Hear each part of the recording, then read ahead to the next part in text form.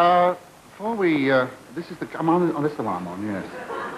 It's about time. I've been waiting a hell of a time here to get on. It's 25 to 12. I thought I should have another shave before I got on, but never mind. So I enjoyed bits of it. And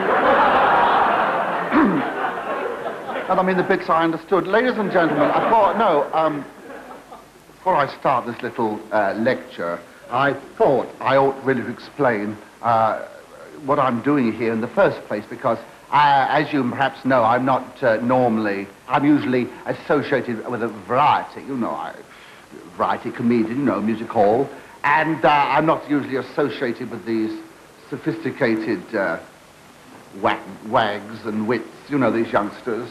And, I'm more sort of Billy Cotton, me. And, and so I thought I want to apologise in a way. Why should someone drop something?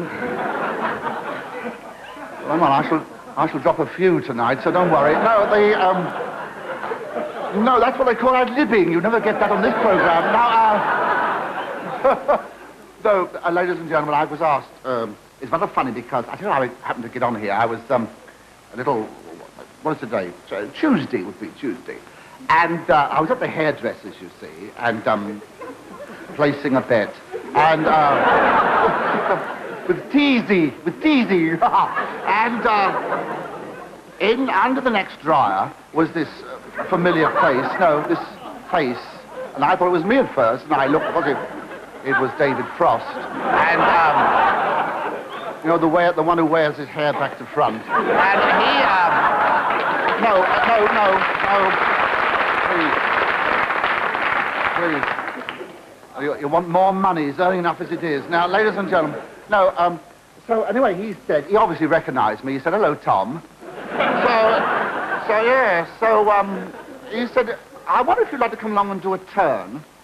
Give us a turn, he said, on our, weekly show. That was the week that was. And I said, well, I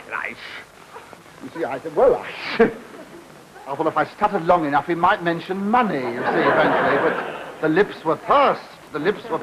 Anyway, I thought to myself, well, I'll come along, I might earn a few bob, which, of course, means a lot to me, in a way, because Saturday night is my best night in my other business, my florist business, because...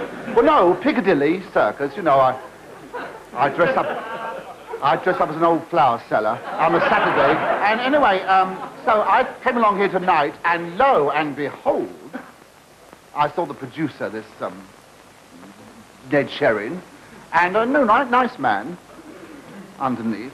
And he, please. No, and of course, he said to me, confronted me.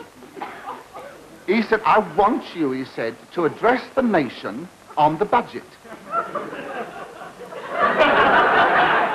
Because I know what he wanted. I know what he expected. He expected a diatribe of viciousness and satire, and knocking everybody, and being unkind, you see. And of course, that's not me. I mean, I don't approve of this sort of thing. I'm not saying I do. I don't approve of it. I think if you can't find anything good to say, don't say anything at all. I mean, I'm more the lovable kind of comedian, Well, don't take a vote on it. And, you see, I'm not going to... And, of course, I mean, these days, in any case, you can't be filthy unless you've got a degree. And,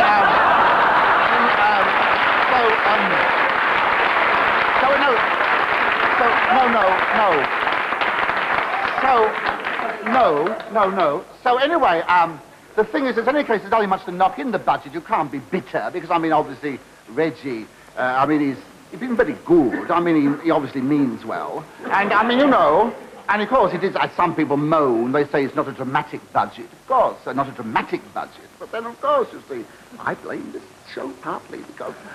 No, obviously, Mac has taken Reg, you see, to one side and said, now, look, don't do anything that riles them. Because, don't do anything because this is the first year we've had to cope with that was the week that was. I mean, before, it's just a question of answering the questions of Robin Day. Just before, you see. And he's a strange man, isn't he? Funny man.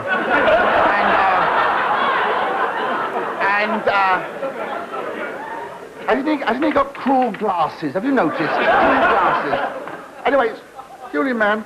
Anyway, and of course, you see, obviously they've expected, you see, obviously Mac has said to Reg, is that obviously, if we're not careful, we shall end up in that song they sing at the beginning of the show, the one, you know, the one that Millie Martin sings, you know, the one you can't hear the words of. And I mean, obviously, you know, and he's obviously thought, and of course, I've heard Mac himself say he's very worried about Neddy. That's obviously Ned Sherrin, you see. And of course, now, would you mind if I sat down? Because I'm stood long enough. Would you mind? Bring the camera in a bit. No. I mean, the money they're paying me, I should be dynamic. Anyway. No, ladies and gentlemen. No, but, I mean, you see, of course, actually, who I had to laugh at in this budget was old Richard Dimbleby. Oh, Dick, he's a lad, you know. Isn't he? He's a cheeky devil, you know. I mean, there he is. Did you see him? No, did you see him giving the budget results? There he is. He sat there saying, well, he's only, he's only given away 10 million. He's only given away 50 million. Only 10 million he's given away. I mean, it's all right for him. We know he's got a son working. But I mean, 10 million. Because, I call this a children's budget. That's what I call myself. I call this a children's budget. I don't mean for children. I mean, for instance, if you have children, a lot of children, I mean, if you have 5 children, for instance, this eases your tax position, you see. Mind you, I do think this is a bit difficult. I mean, it penalises those who like to keep themselves to themselves. I mean, if you know what I mean. But, I mean,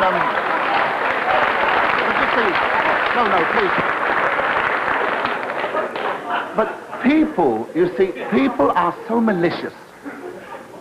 You see, I don't approve of all this gossip. People gossip. They're so eager to condemn. They're so eager to condemn. I mean, just because Reggie didn't appear in the porch waving that dispatch case, you see, this case. I mean, why should everyone assume that Caroline had it down the film studios? No, I don't understand this. I mean, in any case, no. But I mean, in any case, I mean, if the girl needed it to carry these film scripts in, I mean, you know, and they're very bulky, these scripts, and it's understandable. And in any case, let me tell you this. If, of course, this happened and Caroline did have this thing, you see, this explains a lot. Because, I mean, if she had the budget papers, of course, in the case, and he had to improvise in the house, you know, sort of ad-lib, this explains a lot of things, and I understand this, you know. And, I mean, it obviously explains perhaps why he just had a tot of whiskey, like, you know, if the bottle was in the case. And this is what makes me so annoyed, is this is the gossip. I mean, this man stands up in the house, old Reg, and this little tot of whiskey. Now, why should everyone say, oh, well, obviously he was drunk, and that's why he gave away 250 million? I don't understand it. A woman said to me, she said, only yesterday, she said to me, I heard that when he announced there was a £400 million deficit in the economy, a £400 million deficit, he actually looked happy, he smiled. Well, I mean, of course, obviously, if the man was drunk, he would look happy and smile, I know that. In any case, if you had a £400 million deficit, wouldn't you get drunk? Because I'm certainly I would. But I mean, the man I felt sorry for, honestly, the man I felt sorry for was young Selwyn. Because, I mean, but young Selwyn, I mean, you know, did the budget last year. I mean, he spent hours cooking up the books, you know, last year. And then 2 months after, he's got the sack, you see. And I mean, I admired him. I mean, the way he bodged up those figures, I mean, and of course I believed it, you know. Yes. I thought we were doing well too. And of course, you see, Selwyn sits there in the house, apparently during the budget speech, scribbling these notes. Now, why should everyone assume they're poison pen letters? It's this gossip, and I don't understand. I do not approve, so I don't. And I mean, of course, and everyone blames Mac. Everyone, you know this is true. Everyone blames Macmillan for sacking half the government last year. You see, everyone blames Macmillan for sacking half the government, but you see, I don't. No, I'm sorry, I don't. I don't blame him. I blame her.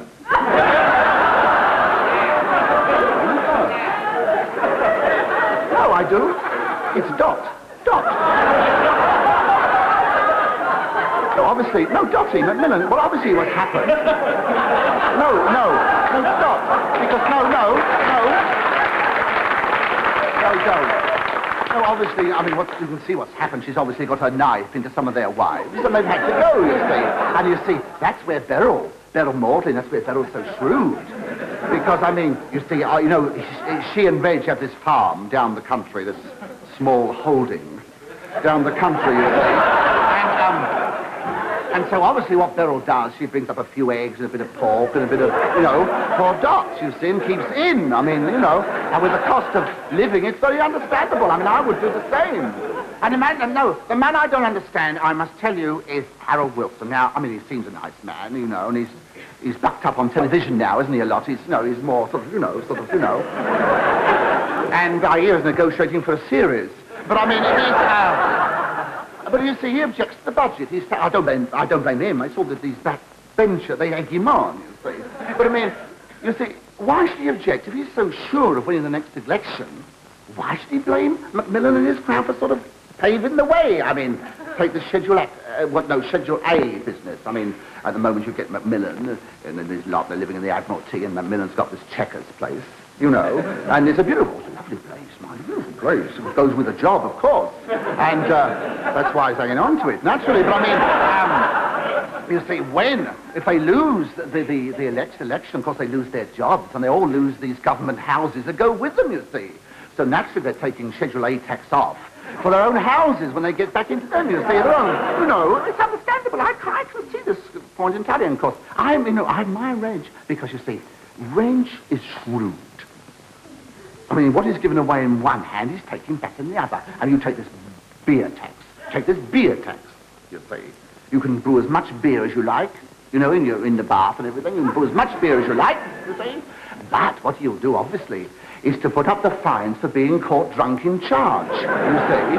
So, obviously, you'll get the more money back that way, you see. It's very clever. Oh, I admire that. In any case, I mean, let's face it, in any case, I mean, I have to laugh. I mean, they talk about the Reg giving away all this money. Giving away all this money. That's what makes me laugh. I mean, what it really amounts to is taking less. That's what it amounts to, is taking less. And time the rates have gone up and the fares, let's face it, it makes the whole budget null and void anyway, doesn't it? So that's what we're arguing about. Anyway, I'll leave you now, wishing you the best of luck to sort it out. And Reg, and thank you very much. I hope I've helped you tonight.